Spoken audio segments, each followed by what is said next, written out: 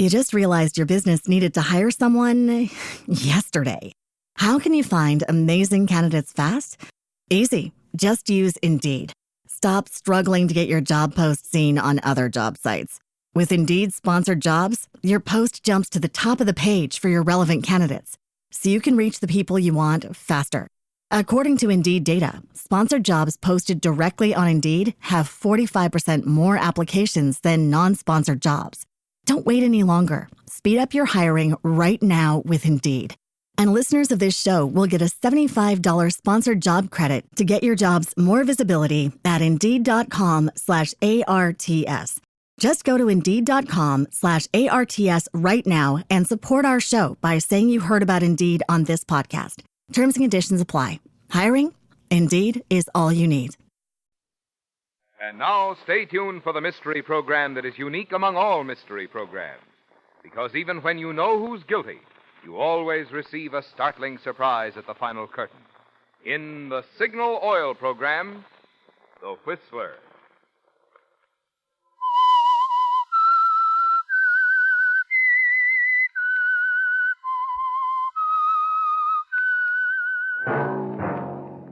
Signal, the famous Go Farther gasoline, invites you to sit back and enjoy another strange story by The Whistler.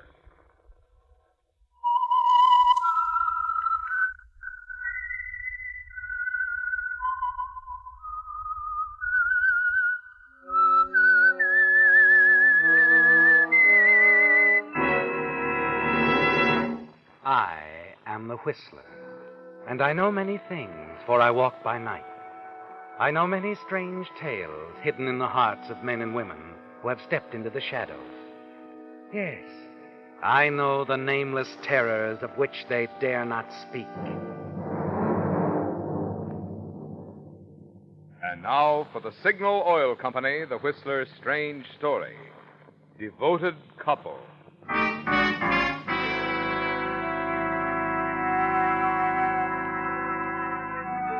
The big house on Orange Grove Drive seemed to reflect the merriment inside. The new Mr. and Mrs. Walter Blake were at home to friends following their honeymoon, and it was truly an occasion. Mrs. Blake had lived quite alone for several years, a widow, with only a servant girl as a companion. And now it was all changed, and Claire Blake's friends were pleased. Pleased for Claire and pleased with the charm and manner of her new husband, the wealthy Eastern sportsman, Walter Blake. Yes, an occasion. Good cause for laughter, happiness, and congratulations. Oh, and Claire, darling, to think how it was such an accident that you two met when you're, well, simply made for each other. Oh, thank you. Thank you, May. Yeah, she's right, you know. And I'd say you both made a fine catch. Well, I'm the lucky one, Mr. Shelley. Oh, make it Bob, will you? After all, Walter, the husband of our dear friend Claire. Well, sorry, Bob. But I repeat, I'm the lucky one. Claire's the sort of person I've been searching for years. Thank you, dear. Mr. Blake, sir, the telephone. Oh, excuse me, dear. Everyone, probably some long-distance congratulations from my side of the fence. I'll be right back. Don't be gone long, dear. Hello? Mr. Blake? Walter Blake? That's right. Congratulations. Well, I'm afraid... who is this? The name is Spiker. I'm afraid we haven't met formally, Mr. Blake, but you see, I'm from the East myself. So? Quite well informed about a number of prominent sportsmen there. I know who's who and who isn't. What are you driving at, Spiker? You'd better talk to me. I'll meet you in the garden in back of the house. 10 minutes. Hello? Hello?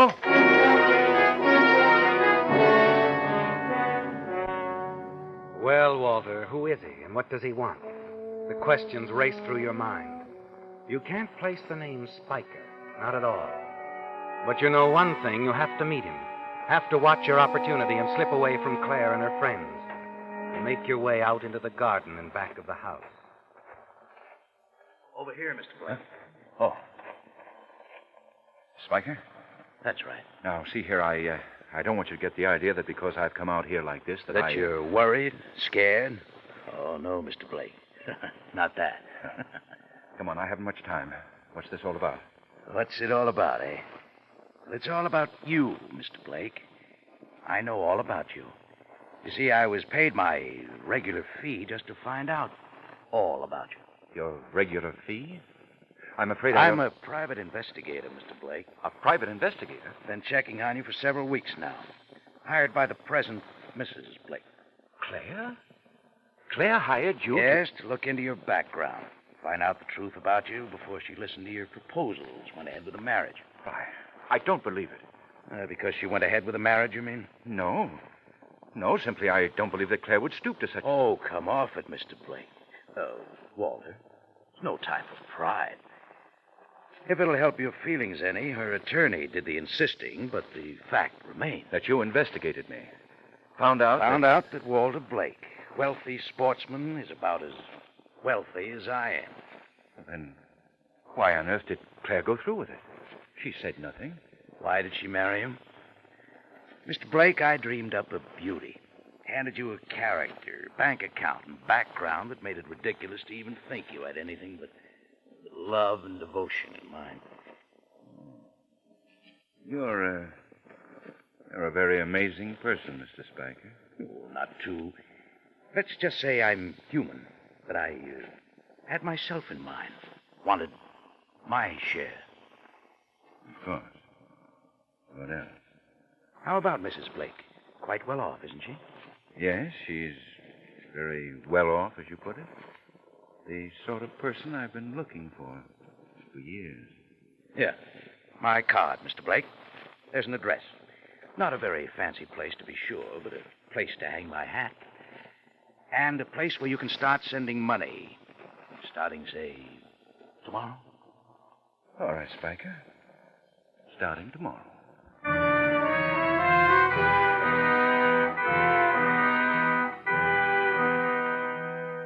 You have a partner, haven't you, Walter? An unwelcome but full partner in your carefully prepared plan to acquire the wealth belonging to your new wife, Claire. The problem is on your mind all evening, through the remainder of the little reception party. And you're thinking about it later as you drive Claire's friends, the Shelleys, home because their car is stalled.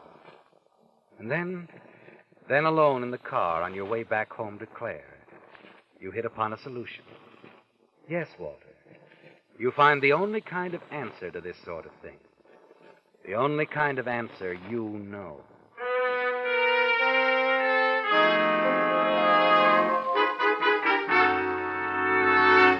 The next morning at breakfast, Claire seems disturbed over a little item in the paper. What is it, dear? You have an odd expression on your face. Have I? Something in the papers? Why, no, not really. It's just that, well, an accident victim, dear. A man who was found dead in his apartment, suffocated or something. His name seems familiar to me somehow. Oh? What is the name? Spiker. Harry Spiker. No, I can't place it. Neither can I. Oh, may I look at the financial page, dear?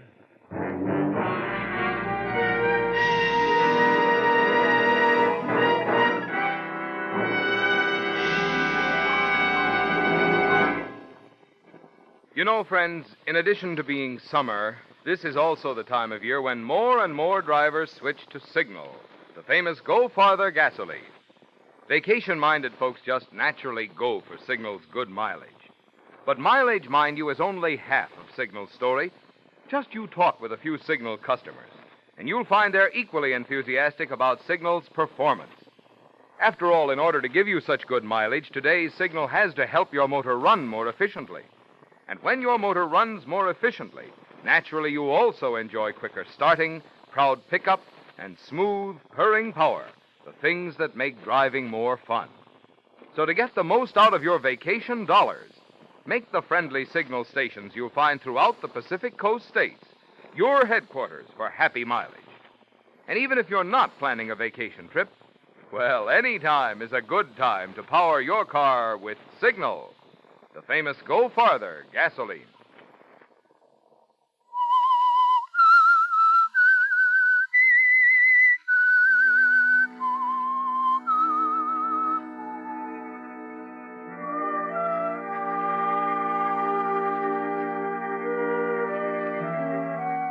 It's going well again, isn't it, Walter? The weeks that follow the little incident with Mr. Spiker are uneventful, comfortable. Also, you manage to discern some profits for your wife, Claire, on a number of minor business investments. She has full, unquestioning confidence in you, hasn't she? Of course, Claire has no way of knowing, or any reason to suspect, that the profits you've shown for her on her money are false profits. You're using your own money, what little you have left of it, for the purpose of winning her goodwill and faith. Yes, Walter, you've got to spend money to earn money, as you so often tell Claire. Oh, Walter, again? And you've given me such a large return on such a little investment. Just pointing the way for you, my dear. Later on, I'll run across something where you can splurge, make a tremendous amount. You see, actually, Claire, you've got to spend money to make it. Anything you say, dear. My, even if we couldn't afford it, we've made enough to spend weeks at the beach. Take a cottage, a nice one. Oh, Walter, you're a genius at business, a wizard. Well, there's nothing magic about it, dear. Just the right move at the right time. Oh, and about that beach cottage idea. I think it's wonderful.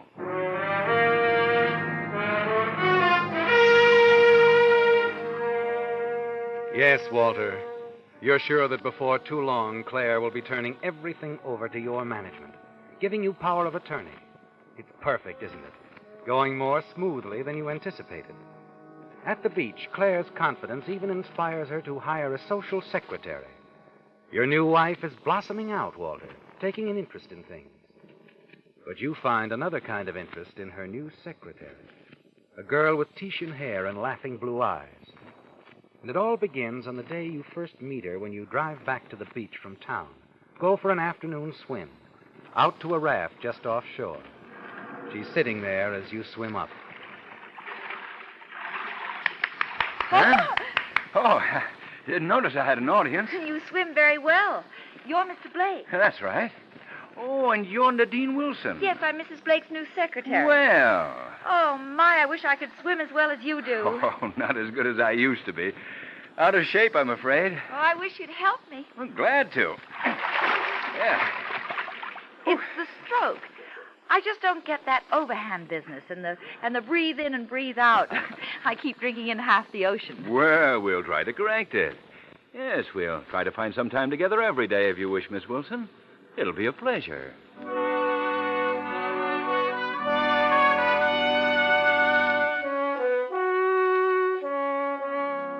That was the beginning, Walter, but only the beginning. First, the lessons every afternoon, and like you said, a real pleasure. Then later, a chance meeting one evening when Claire retired early. A stroll along the beach, quiet conversation, lulled by the gentle lapping of the waves against the beach. Just the two of you and Nadine. Soon it's a nightly thing, a silent agreement that you two will meet and walk and talk. And suddenly you find yourself discontented. The thoughts of Claire's money aren't enough, are they? They're new thoughts, thoughts of you and Nadine. Until finally you can stand it no longer. You're wondering what to do and when to do it.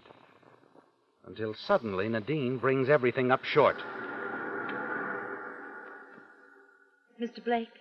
Please, Nadine, dear. Walter's been quite good enough for a week now. Surely you're not going to change something that's so... Mr. Blake, I've wanted to say this before. Now I have to say it. I simply must. Well, what is it, dear? Maybe I will sound mid-Victorian or something, but I don't care. I don't know what's got into me. I've never acted this way before. I mean, with a married man. It isn't fair. Isn't it, Nadine? No. Mrs. Blake's been very decent to me. I feel all wrong about this, like a cheat. I see. Please, Mr. Blake, say you understand, that you don't think badly of me. I mean, giving you the wrong idea, perhaps. You see, I do... You do care for me. Isn't that what you were going to say? Yes. Yes, I do. But this is insane, what we're doing. Insane, unfair... And neither of us can help it. Neither of us can do anything about it. No, please don't say that. We can do something. I can. I can leave. I can go away. No, Nadine, don't do that. It won't be necessary. You mean that you understand? If I don't, my dear, I'll make every effort to. Only please don't run off. Let me work this thing out properly, decently. I'll do it, I assure you.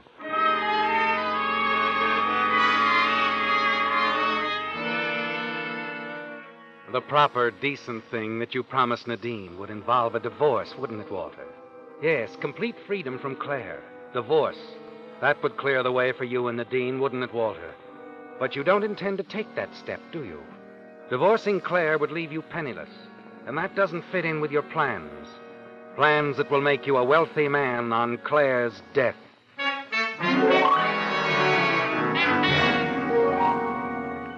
The following evening at dinner, you're thinking about your next move, paying little attention to Claire's constant chattering.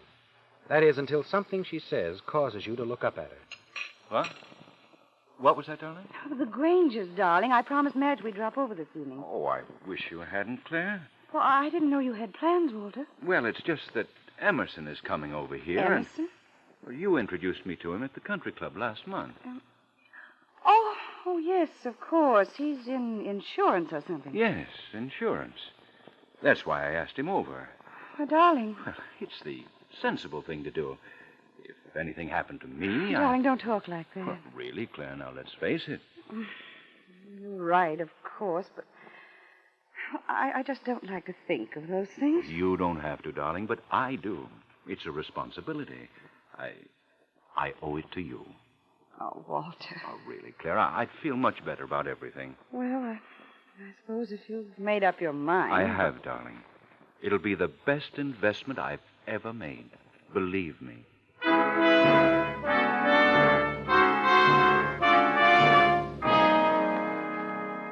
During the rest of dinner, you manage to keep the topic of insurance alive, don't you, Walter?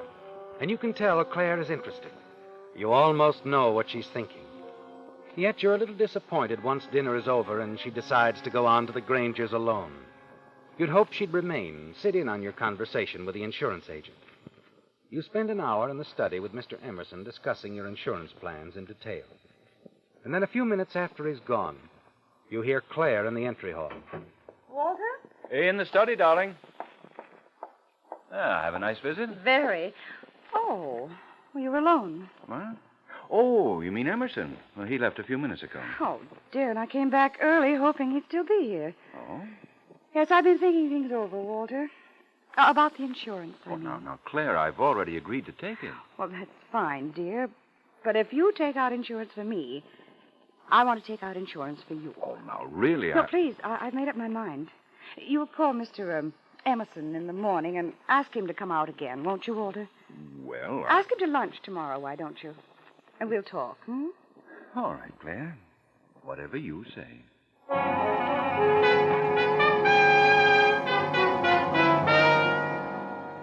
It's happened just as you knew it would, Walter. Claire fell for your insurance idea and insisted on taking out an equal amount of insurance on herself, just as you felt sure she would. Within a week after Mr. Emerson's second call to the house, the luncheon, you and Claire share a joint life insurance policy for $50,000. In addition, there's the rest of Claire's money that you'll inherit the day she dies. You haven't decided just when that will come about or how. 6 months or so, a year perhaps. But in the weeks that follow, as you continue to meet with Nadine, you find yourself becoming more and more impatient. And then one morning, as you come downstairs to a late breakfast, you see a taxi pull out of your driveway and disappear down the street. Morning, dear. Good morning, Claire. Who was that? The taxi that... Oh, Nadine. She couldn't wait. Darling told me to say goodbye. Goodbye. Yes, the poor girl was so upset. I knew something was wrong the moment she brought the mail in this morning. Wrong? What do you mean? Bad news from home. Her mother's quite ill. Oh, I see. Oh, I do so hate losing Nadine. She was such an efficient little person. Well, now I suppose I'll have to start all over again and break in a new secretary. Really, it's so annoying. Wait a minute. You mean she's not coming back? No, I'm afraid Nadine's left us, Walter. For good.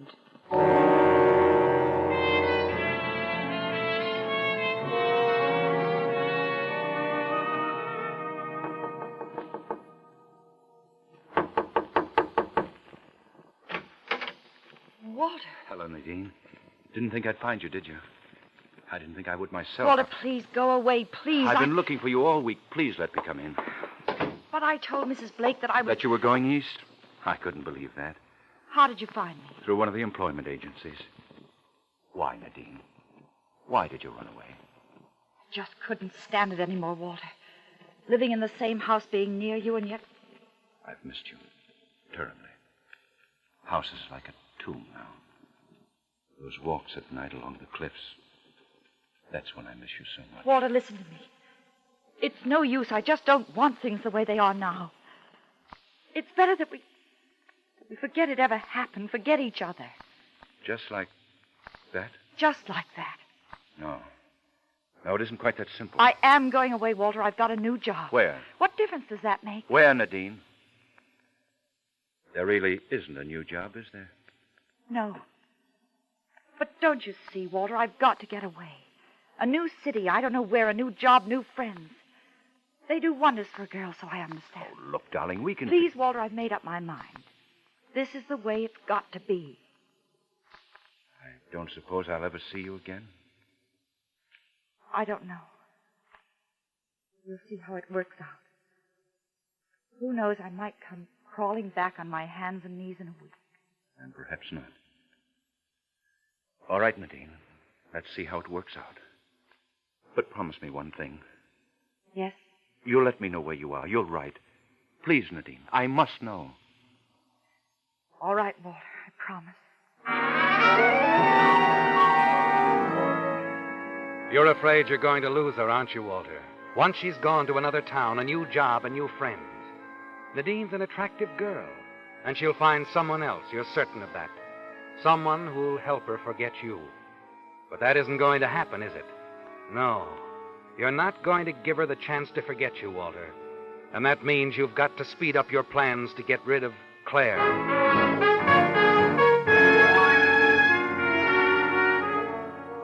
In the days that follow, you carefully consider several ways in which you can bring about your wife's death. Consider and reject them as dangerous, complicated, and apt to cause suspicion. One evening, when you're alone in the house, you receive a phone call. Hello, Walter. Nadine. Is Mrs. Blake... No, it's all right. She's out for a walk. I'm leaving in the morning, Walter. A job? In San Francisco. You at the apartment? Yes, I'm packing my things. I'll be right over. Walter, no, But please. I've got to see you before you go. I'd rather you didn't. Only for a minute or so. I won't answer the door, Walter. I swear. But, Nadine, All right. I couldn't persuade you to change your mind about going. Probably. That's why I'd rather not see you. Oh, Nadine, this is crazy. Please don't go. We can work something out. Can't. It's no use. Listen to me, darling, No, please. I'm going to hang up now. Nadine, wait. Goodbye, Walter. I'll write you. Nadine.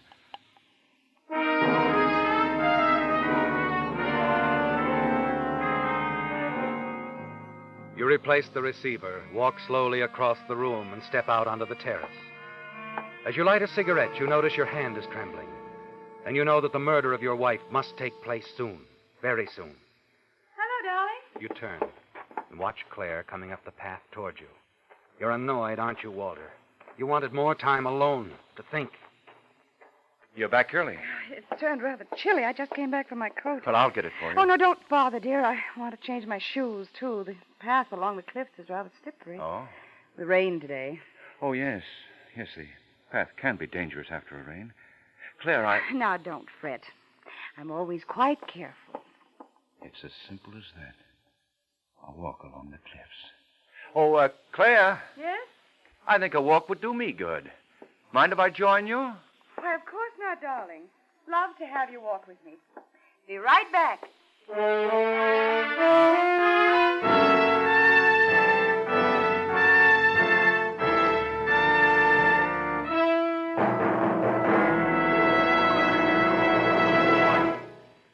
Two travel aids now being offered free by signal dealers are a must for anyone planning a vacation.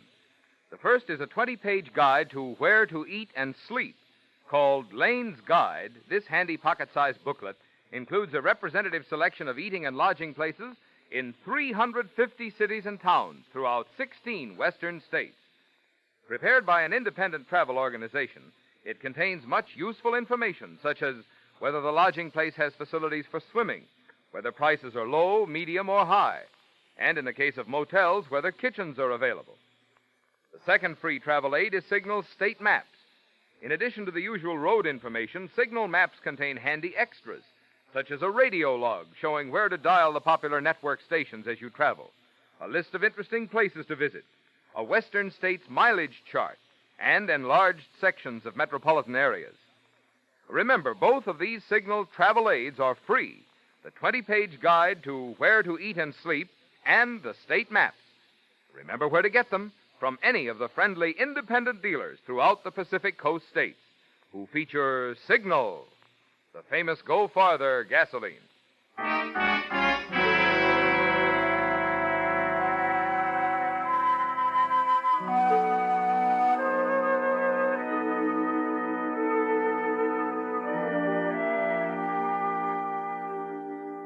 The tragedy at the cliffs, at first believed an accident, had turned out to be something else. A clear case of murder. There had been a witness to the shocking affair who saw the victim pushed off the cliffs. And that witness now sat in a crowded office at police headquarters, white-faced, staring across the room at the killer. The low hum of conversation ceased suddenly as Police Lieutenant Jameson re-entered the room. He stopped to glance at the stenographer's notes for a moment. And then he turned and faced the witness. Miss Wilson, Nadine Wilson, is that right? Yes, You were formerly secretary to Mrs. Blake.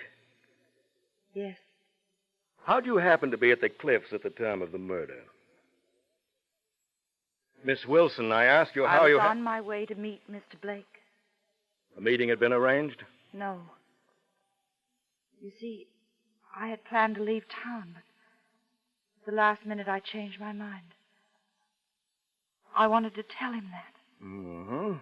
I see. All right, I was in love with Walter Blake, yes. You knew then Mr. Blake was in the habit of taking a stroll along the cliffs in the evening, Yes. and, I went there to meet him. That's when I saw them together. Walter and Mrs. Blake.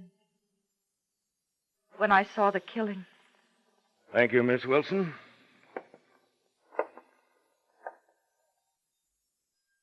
Mrs. Blake, Yes, Lieutenant? you, knew about Nadine Wilson and your husband, is that right? Oh, no, I didn't know anything about that. Then why did you push him off the cliff, Mrs. Blake? Money. Money? But, Mrs. Blake, your first husband Left me a great deal, yes. I spent it all. That's why I married Walter Blake.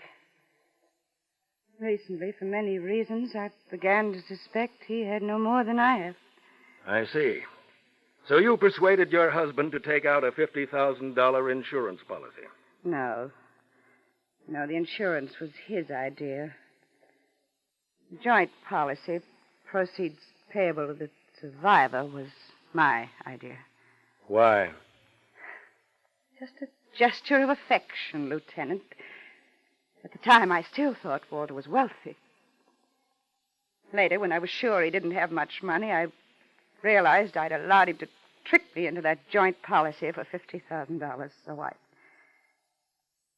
decided to make sure I would be the survivor.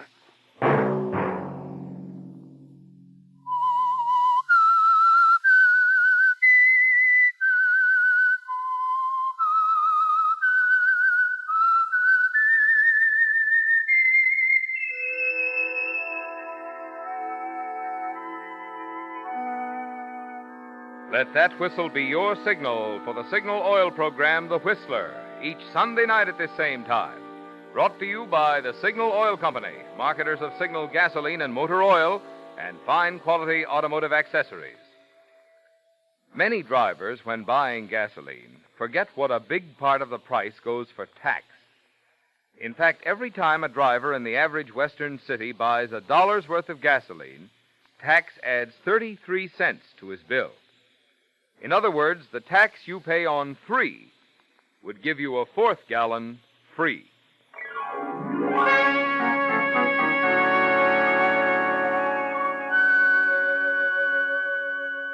Featured in tonight's story were Bill Foreman, Bill Johnstone, Mary Lansing, and Francis Robinson. The Whistler was produced and directed by George W. Allen, with story by Joel Malone, music by Wilbur Hatch, and was transmitted to our troops overseas by the Armed Forces Radio Service. The Whistler is entirely fictional, and all characters portrayed on The Whistler are also fictional. Any similarity of names or resemblance to persons living or dead is purely coincidental. Remember at this same time next Sunday, another strange tale by The Whistler. Marvin Miller speaking for the Signal Oil Company. This is CBS, the Columbia Broadcasting System.